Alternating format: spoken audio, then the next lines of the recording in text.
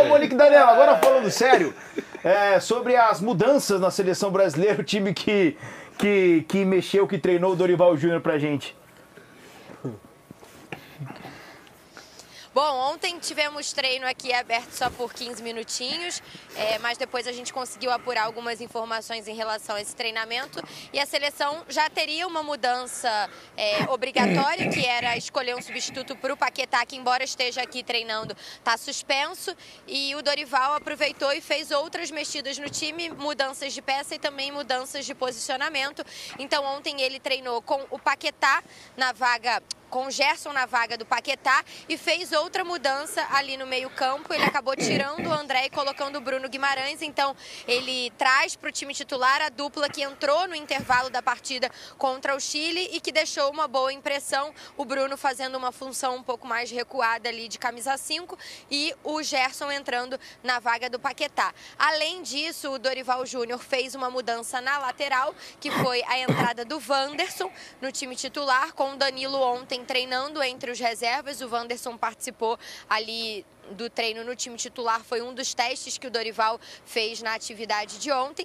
E além disso, ele fez algumas mudanças de posicionamento no ataque, com o Rodrigo fazendo uma função mais centralizada ali de armação, o Rafinha caindo novamente aberto pelo lado direito, como ele fazia antes, mas fez um pouquinho diferente no jogo contra o Chile, e o Savinho saindo da direita e passando para o lado esquerdo do ataque, o Igor Jesus continuando ali como centroavante. Foram testes que o Dorival fez nessa atividade de ontem, foi a primeira em que ele colocou o time em campo depois do jogo contra o Chile, e foi curioso até porque na véspera era um treino que também seria aberto só durante 15 minutos, mas tinham muitas crianças na porta do Bezerrão, era dia das crianças e a CBF acabou tomando a decisão de liberar a entrada dos torcedores na reta final. E aí nós tivemos a oportunidade de ficar durante todo o treino, a gente não pôde gravar toda a atividade, mas a gente pôde assistir, e ele treinou em determinado momento com todo o grupo, mas quem começou jogando saiu mais rápido do treino e depois ele ficou fazendo um trabalho ali mais intenso com a galera que não começou jogando contra o Chile, exceto o André, né, que acabou fazendo só meio tempo, ele também participou dessa atividade. E durante essa atividade a gente via, né, muitas movimentações com os jogadores atacando, a seleção atacando com 7 jogadores, e isso deixou ali uma pulguinha atrás da orelha de que possivelmente o Dorival poderia trazer um time um pouco mais ofensivo para essa partida contra o Peru. E foi mais ou menos isso que a gente soube da atividade de ontem. Vai ter o Abner e o Wanderson, os dois apoiando mais, o Bruno ficando um pouquinho mais próximo ali da zaga do Marquinhos e do Gabriel Magalhães, e a participação também bastante efetiva do Gerson, chegando como opção para ajudar o ataque. Nesse treino de anteontem, por exemplo, a gente viu Gerson dando passe para gol do Luiz Henrique, Gerson dando passe para gol do Martinelli. Então foi mais ou menos isso que começou a testar o Dorival nessa atividade de ontem, Vitor. Wanderson, então, no lugar do Danilo, Bruno Guimarães no André, Gerson no Paquetá suspenso. Quer falar sobre a principal mudança do Danilo? Porque o cara é o capitão do time, né? Recebeu muita crítica e tal, mesmo assim o Dorival vinha bancando. E agora, a princípio, treinou com o Wanderson, o Vess. Como eu falei lá na quarta-feira, eu acho que o Brasil tem que largar a mão do Danilo em algum momento. E acho que isso tem que ser feito aos poucos. Você está falando de um líder do time, está falando do capitão da equipe. Eu, de fato, não botaria o Wanderson contra o Chile. Acho que era um jogo complicado, porque o Chile estava jogando as últimas fichas. O Chile começou para cima. De fato, o Danilo acho que falha no gol, mas ele não é o principal que falha. A falha principal é do Ederson, o goleiro tem que defender aquela bola. É uma bola ridícula para um goleiro da qualidade dele. Contigo nessa. E depois o Danilo até melhorou no jogo. O Danilo começa a jogada do gol de empate. É ele que dá a bola pro Savinho ganhar no corpo. Então, enfim. Mas acho que está muito claro que você já deveria ter começado a fazer essa transição. Acho que o Danilo foi importante ali no pós-Copa, que um montão de gente saiu da seleção, uns saíram, outros machucaram. Mas acho que tem que ser por uma questão simples de rendimento. O Danilo, e nem estou falando, não tem nada a ver com o fato dele jogar de zagueiro lá no clube dele. Por exemplo, no jogo contra o Chile, quando o Brasil melhorou no jogo, o Brasil passou a jogar com 3 zagueiros, mas quando atacava. E o Danilo fez um zagueiro pelo lado direito. Então não era nem para isso. Era questão de rendimento mesmo. Então se você pega e compara os números da temporada, o do Wanderson são muito melhores. Se você compara mapa de ação, né, que é aquele mapa de calor que o pessoal diz, que é onde o jogador mais atuou, participou do jogo com bola, você vê que o mapa de ação do Danilo é um mapa de um lateral que vai até o meio-campo e vai para o mais buscando o meio. O mapa de ação do Wanderson é de um lateral que fica colado na linha de lado e que vai até quase a linha de fundo. Então, assim, faz mais sentido para o Brasil um lateral assim. Quem vai estar na frente do Wanderson? O Rafinha. O que o Rafinha faz? Corta para dentro, para bater. Então precisa de alguém para passar. O Danilo não passa, porque ele também vai para dentro. Então ficariam os dois da faixa central, Danilo e Rafinha, ocupando por dentro. Então é importante ter alguém. Então acho que era uma coisa natural. E eu já na quarta-feira, quando eu e o Ricardinho tivemos um belo debate sobre a matéria, eu falei, começaria com o Danilo contra o Chile e viria com o Wanderson contra a seleção peruana. Jogo em casa, provavelmente vindo de uma vitória, como acabou acontecendo, com mais drama do que deveria, mas acabou acontecendo. Então eu iria com Danilo contra o Chile e iria com o Wanderson contra a seleção peruana. E ainda bem que o Dorival vai acontecer e acho que tem que ir. Eu até usei o exemplo do remédio, né? Como às vezes você toma um remédio que você não pode parar o remédio de uma hora para outra. Você tomava 10 miligramas, aí passa para 5 miligramas, aí depois passa para 2 miligramas até parar. O Danilo eu acho que tinha que ser uma coisa assim, porque o cara é capitão do time, né? Então, mas acho que numa sequência é parar de usar pro ano que vem, por exemplo. Eu acho que não devia nem mais se convocar. Eu acho que aí é que está o ponto. Eu acho que somente o argumento da liderança, da capitania, justifica não só a titularidade contra o Chile, mas a convocação. O Danilo tem um único jogo completo nessa temporada na Juventus. Um único. O Danilo não é titular no time dele. Em alguns jogos entrando como reserva de zagueiro e não como lateral direito. Numa posição hoje que dentro da seleção brasileira não tem dono, ele não é o dono. Porque, assim, ele pode ter o status de dono como capitão, mas performance de dono ele não tem. Mas você concorda que é pouco ainda convocá-lo só por conta disso? Eu acho que é pouco, claro que é pouco. Esse é o ponto que eu estou defendendo aqui. Eu acho que hoje, somente um argumento da capitania, porque realmente é uma questão sensível, delicada, e aí você está falando de gestão de grupo, de pessoas, e eu não ignoro esse aspecto nunca. Acho que a gente não pode tratar as pessoas como máquina, isso precisa ser levado em consideração. Mas é pouco diante do pouco que o Danilo hoje faz no clube dele. Do muito pouco que ele faz e numa função que ele não exerce na seleção brasileira. Então, assim, para a próxima data FIFA, porque só tem mais uma esse ano, o Vitor já está projetando 25. Eu acho que já é o caso de repensar para a data FIFA do mês que vem. Contra a Venezuela e contra o Uruguai, que são jogos mais difíceis do que o da data FIFA atual. Eu acho assim, mais do que isso... Venezuela é fora, né? Venezuela fora, Uruguai em casa. Acho que a gente já viu na história do futebol algumas vezes o cara que está muito mal no clube, ou reserva no clube, chegar na seleção e render. E jogar. Acho que se o Danilo, com tudo isso que tem que ser levado em consideração, chegasse e fizesse bons jogos, ou jogos pelo menos nota 6, eu acho que dá pra conversar. Por isso tudo, pô, líder e tal. Pô, de repente, vale ter um cara que não atrapalha, mas ele agrega muito na liderança, mas a gente pode discutir. Não é o caso. O Danilo tem sido, talvez, acho que o pior jogador da seleção, em média, em todos os jogos, todos os últimos jogos, cara. E assim, atuações que pelo menos me passam uma interpretação de falta de confiança até, assim. Você vê muito pouco o Danilo arriscando, passes por dentro, passes mais difíceis, assim, o Danilo tem sido muito burocrático. E aí isso pra mim é uma amostra de que o cara reconhece que ele não tá num grande momento. Porque uma coisa o cara tá mal. Por exemplo, o Savinho, ele fez a jogada do gol. Tirando isso, pra mim, ele fez um jogo de muitos erros. Acho que o Savinho errou muito. Só que ele errou tentando todas as jogadas. Mas acertou também. Acertou também. Não tô falando que ele fez uma partida ruim, não. Pra mas, mim, assim, eu acho que ele foi o melhor do primeiro tempo. Se tu pegar em termos de quem mais errou, talvez o Savinho tenha sido o que mais errou no jogo. Mais vezes ele perdeu a posse de bola. Mas fazendo o jogo dele. Indo pra cima, tentando tabelar e tal, errando. Isso é uma coisa. Eu entendo que num time desajustado, os jogadores vão jogar mal. Agora, o Danilo não tenta. O Danilo não arrisca. Isso me mostra que ele acha que ele não tá num momento bom o suficiente para ser titular da seleção brasileira. Porque, assim, se você pegar o ciclo anterior, que ele era o lateral direito, aí sim, dono da posição, né, o ciclo da Copa de 2022, ele era dono da posição, não se questionava o Danilo. Você podia até questionar o estilo, mas a regularidade que ele apresentava era regularidade e o status mesmo. Então, assim, e também nunca foi cobrado dele que arriscasse, muito pelo contrário. o Tite queria um lateral para aquilo mesmo, guardar a posição, ficar ali, afunilar por dentro, ser um cara de apoio, um lateral construtor, que o Tite trouxe aquilo. E ali ele fazia aquilo. Só que agora você precisa primeiro olhar para frente. A gente não sabe como o Danilo, vamos supor, mesmo que ele estivesse jogando bem, a gente não sabe como ele vai chegar em 2026. Né? E também ele não está jogando bem e está tendo poucos minutos. O SofaScore fez uma comparação do Danilo com o Wanderson na temporada. Tá.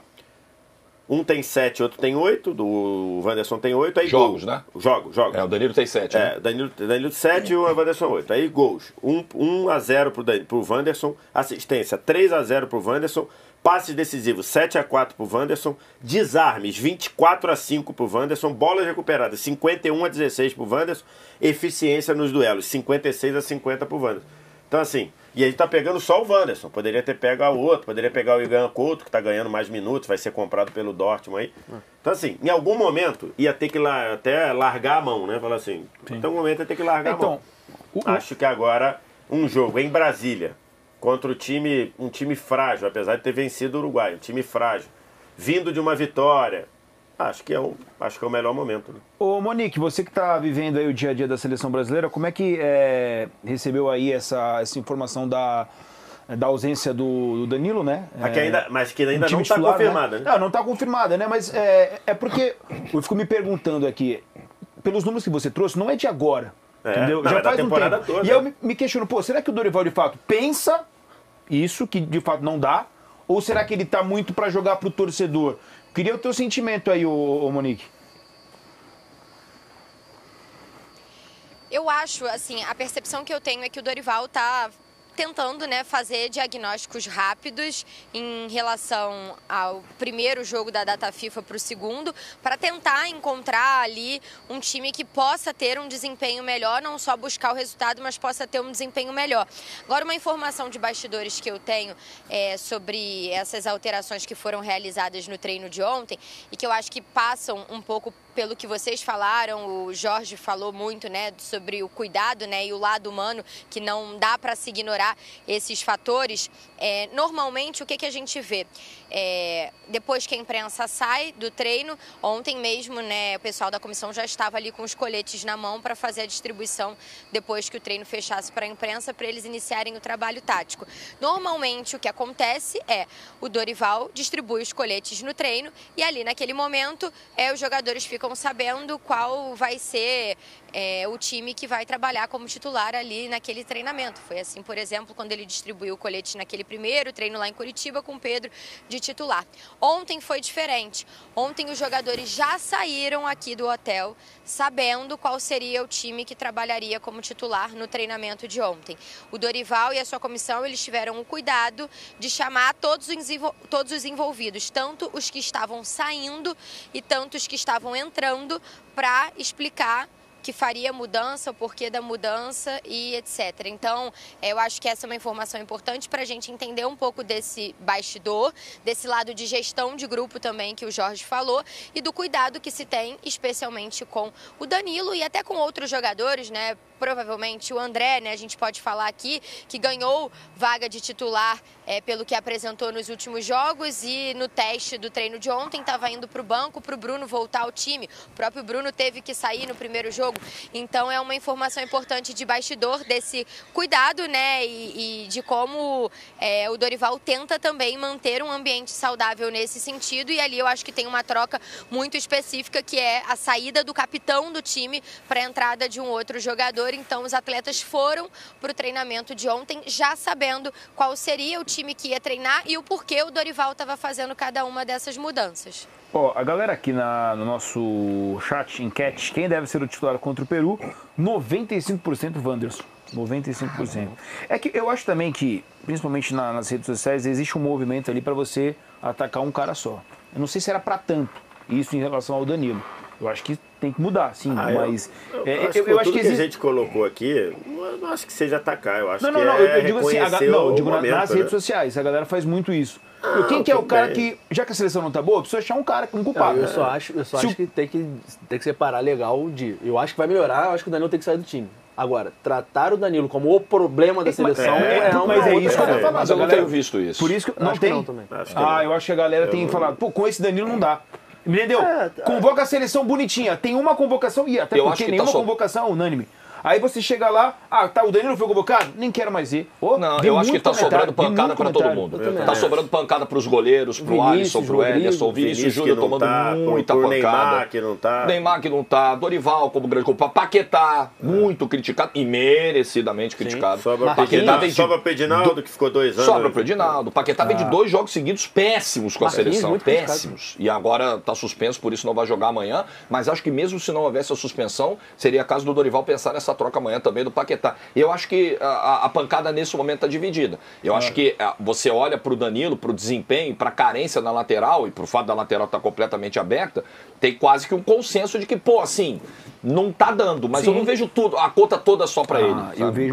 Eu acho assim, eu diria 80% do problema da seleção para essa galera é o Danilo. O Danilo foi convocado, então o problema da seleção vai continuar. E quem dera fosse, né? Porque assim. Eu ia falar isso, se fosse esse o problema. Só isso. Pô, tá show. Eu acho que dificilmente. Tá show de bola. Segue a vida. Eu acho que dificilmente a seleção brasileira vai encaixar por trocas de nome assim, no time titular. Eu acho que o problema é muito mais complexo. Muito mais complexo. Começa, né, em termos assim, estruturais, de você ter há 2 anos não ter técnico, basicamente, né? Porque assim, o Diniz, no fim das contas, foi um tampão. O Ramon Menezes nem se fala. E o Dorival tá no início de trabalho que é ruim. Então, assim, o trabalho... E aí a gente vai, óbvio, focar no trabalho do Dorival, porque eu acho que com o tempo que ele tá, já dava para pelo menos jogar alguma coisa de futebol que não acontece. Mas que a gente também tem que levar em conta que ele tá tentando achar, meio que não formar, mas assim, achar uma nova geração para jogar, coisa que não foi feita nos últimos 2 anos, e criar um time do zero, né? Ele não tá conseguindo. Sobre essas 2 alterações, o Jorge, você falou também do Paquetá, né? O Gerson no lugar do Paquetá. Te agrada? Que muita gente falou sobre o Andreas Pereira, a possibilidade, né? Embora na convocação não faria muito sentido, a tal da incoerência, né? Mas te agrada o Gerson? Pelo fato do Andrés não ter sido nem a primeira nem a segunda opção, né? Ele só vem depois. Mas, por exemplo, eu gostei do que vi do Andrés naquele amistoso contra o México. Bastante. Eu acho que é um jogador que pode ter mais oportunidades, tem feito um bom papel hoje no futebol europeu. E é um cara que eu acho que vai estar mais presente no ciclo aí. Eu acho que o Paquetá veio de 2 jogos terríveis. O jogo contra o Paraguai foi até pior do que o último. Mas o Paquetá também não foi bem contra o Chile. Acho que já era uma substituição possível de se fazer. O André, na data FIFA anterior, teve um desempenho bem melhor e foi caindo. Acho que, como todo trio. O Bruno Guimarães, quando titular contra o Paraguai, um fantasma em campo, entrou bem contra o Chile. Mas eu acho que é muito na linha do Simões. Você vai mudando peças, uma peça vai melhor aqui, num jogo, no outro já não consegue render, porque nós temos um problema estrutural, temos um problema de modelo de jogo. Eu acho que uma mudança de peças pode melhorar, alguém no melhor momento, alguém com menos pressão, com menos confiança. Acho que o Gerson vive uma fase muito boa no futebol brasileiro, é um cara que vem carregando esse Flamengo aí num momento de muita dificuldade. Tinha entrado tímido contra o Paraguai, já entrou melhor contra o Chile na última data FIFA. Pode ser, sim, você vai trocando as peças, vai falando, pô, esse aqui tá numa fase ruim, que é o caso do Danilo, esse aqui tá com a cabeça cheia. Eu acho que tá rolando isso com o Paquetá, tá? Eu acho que é impossível um cara que está há mais ou menos 6 meses de um julgamento que pode tirar ele do futebol para sempre, esse cara tá blindado disso. Tranquilo, né? Esse cara tá totalmente tranquilo para jogar futebol. Então, faz sentido mudar uma outra peça? Faz. Mas não é isso que vai resolver todo o problema da seleção, não. Só para entender, Simões, então, você acredita que pode ter mudança em relação àquilo que pensa de futebol do Dorival, ou você já não acredita mais? Porque o que você está me falando não adianta mudar ali se continuar o mesmo pensamento que ele tem de futebol. Não, assim, cara, eu tenho dificuldade de entender o que joga a seleção brasileira hoje, assim. Tipo assim, o que a seleção brasileira tenta fazer? Quais são os pontos fortes que a seleção brasileira tenta extrair? E, enfim, eu olho a seleção jogar e eu não tenho uma clara visão do que o Dorival quer. Entendeu? Então, assim, eu acho que tá meio catadão, assim. Sabe, assim? Coisa que não anda. E eu acho que mudar peças pode melhorar, mas não vai resolver. Eu acho que você precisa conseguir um encaixe.